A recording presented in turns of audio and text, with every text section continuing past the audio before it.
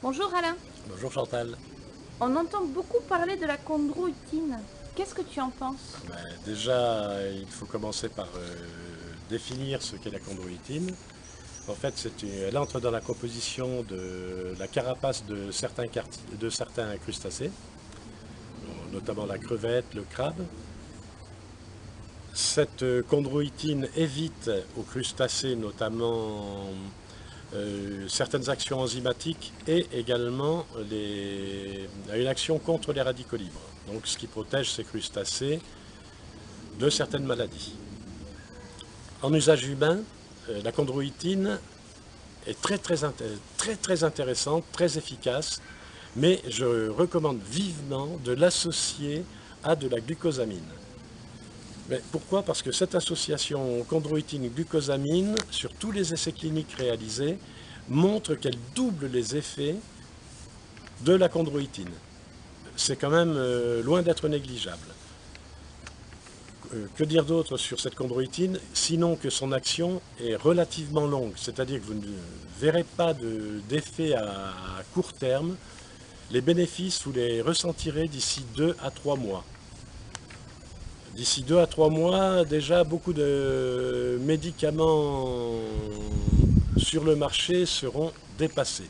Je ne cherche pas à faire la promotion du produit, je donne des textes réels suivis d'essais cliniques qui prouvent mes dires.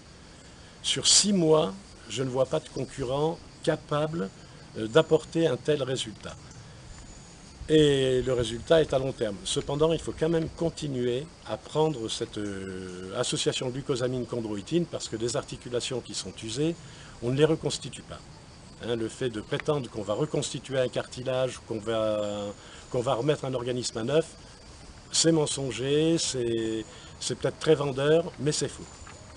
Par contre, une personne qui souffre depuis de nombreuses années de ses articulations, quand elle sentira vraiment un réel soulagement, je pense qu'elle ne lésinera pas à poursuivre un traitement ad vitam aeternam.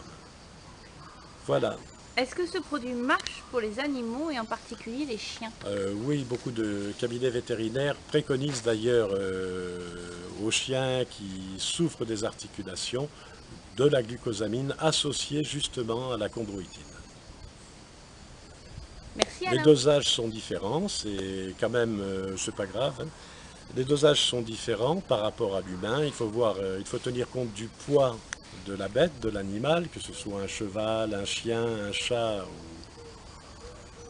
ou un autre animal de compagnie. On tient compte du poids et il y a un ratio par rapport au dosage donné à l'humain qui est à prendre en compte. Je vous remercie.